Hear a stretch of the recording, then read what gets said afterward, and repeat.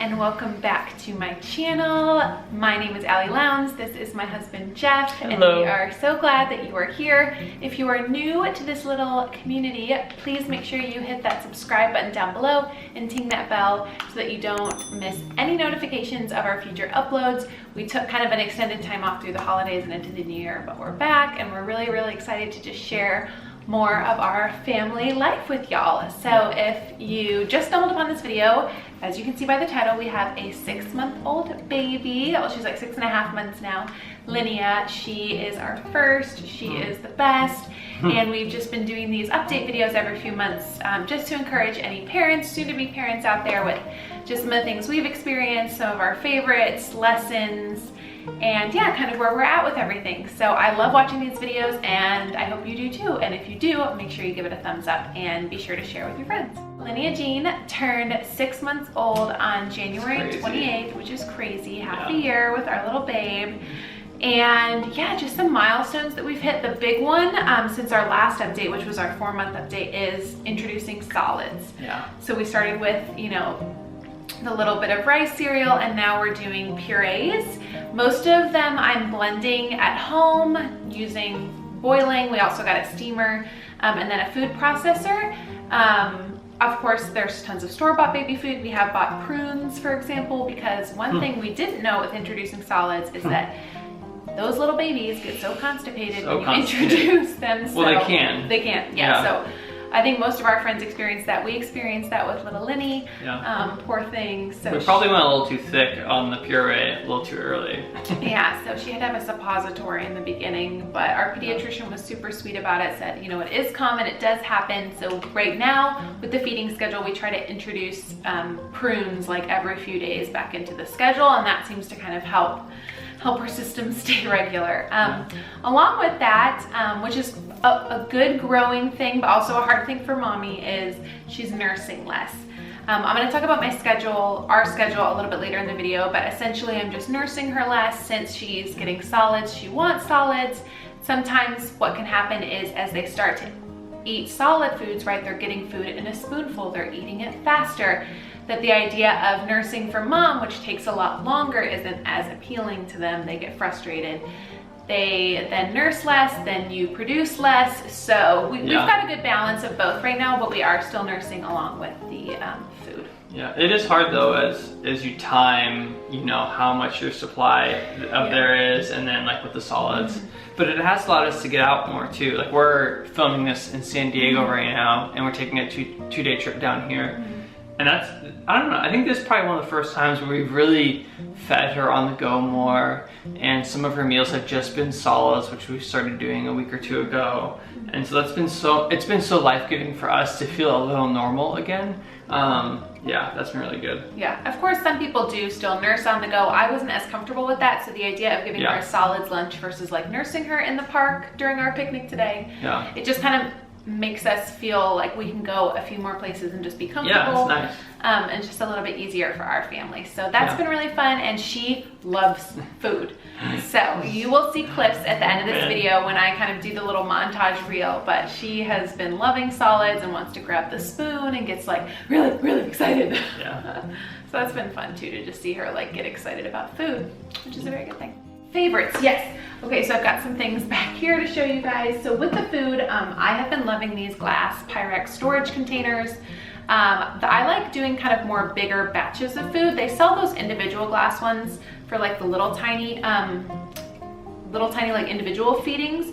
But I find that just doing like a big batch of sweet potato puree, pear puree is her current favorite. And then just storing it in here, and then I can just scoop it out for each feed has been really helpful. We also did start introducing some formula into the night feed. That 6:30 feed before bed was always my lowest milk supply. And to help her sleep through the night and to just make sure she's getting those calories and the nutrients, we have been doing a little bit of formula at night. So this is the Gerber Good Start Comforting Probiotics for excessive crying, fussiness, colic, and gas. Thankfully, she isn't really experiencing a lot of that, but she was spitting up a lot, especially at night. And so my best friend Sarah said that this worked for her babe, so we went ahead and picked up some of this. So I'll show you guys. Yeah, we'll do this. There you go. So, and I'll have links below where I can as well. And then with toys, some of her favorite toys, I feel like this age has been so fun to play with her. She's so much more interactive and verbal and expressive. She laughs and she giggles, she makes choices, right? That's what we keep saying. Yeah. She just has like more opinions and then can actually do something about that opinion, where before she like couldn't grab things on her own as much, or so she just like makes a lot more choices on her own. Like she'll grab something and she's starting to like throw it to the side, which is or like hilarious. shake it, or I want to hold on to this for a while, and so that's been fun. But yeah, so we got her pizza, yes.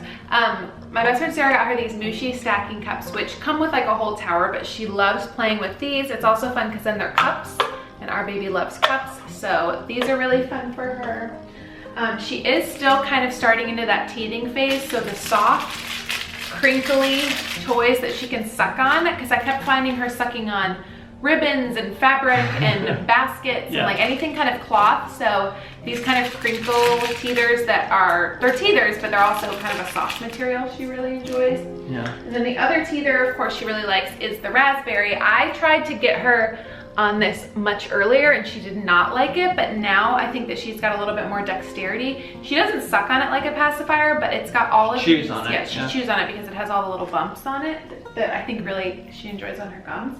And then of course Sophie. Sophie is the constant favorite. I'm sure many of you have or have seen Sophie the giraffe. So my Nana got her this for Christmas.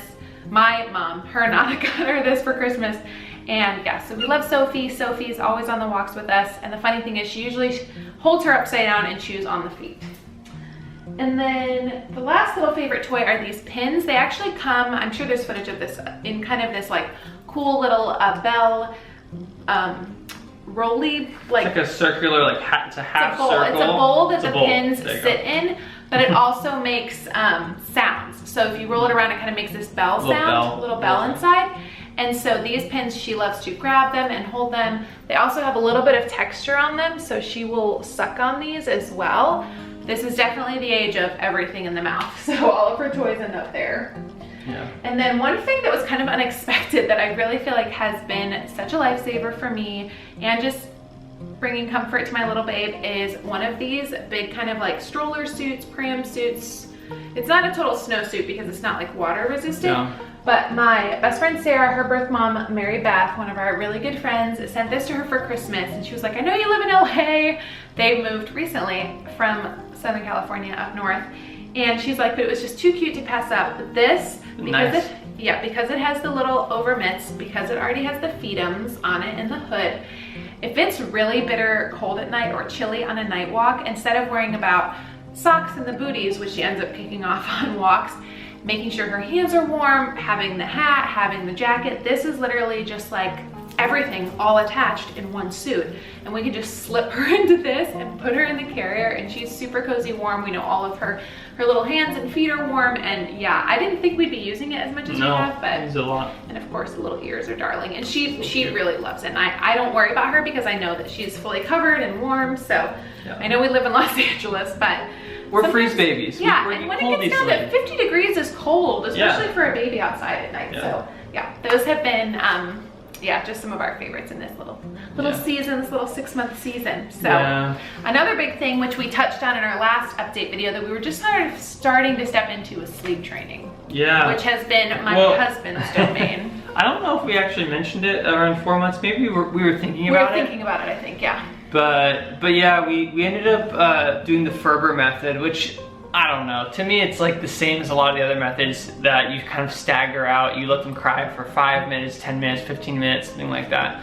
And so, you check in on them. That's the biggest thing. You let them cry for like 5 minutes. You go in, you let them know that you're there, and then you're not. Your goal isn't to stop them from crying or to pick them up. Your goal is just to let them know like you're still safe and we're still here, so that they eventually learn. Oh, there's no amount of crying that will get me out of the crib, but I do know that I'm safe.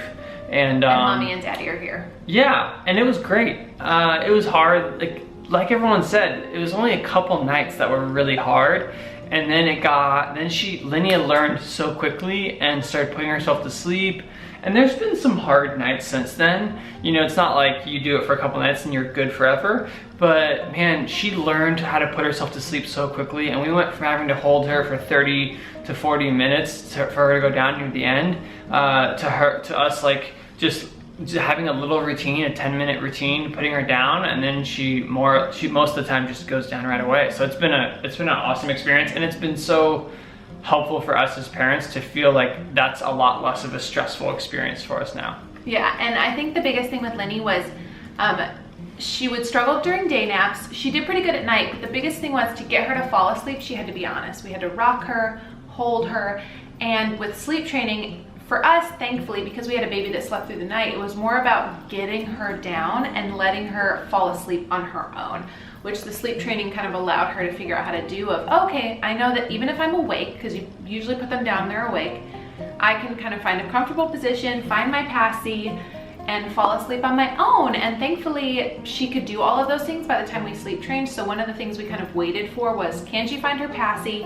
And we wanted to make sure that we started on solids, because when I was just nursing her before bed, I wasn't quite sure how much food she was getting. Yeah. Now I know, okay, you've got food in that belly of yours, so yeah, we know that you're gonna be nice and full. But yeah, so she falls asleep on her own. She might cry here and there, but she'll usually fall back asleep.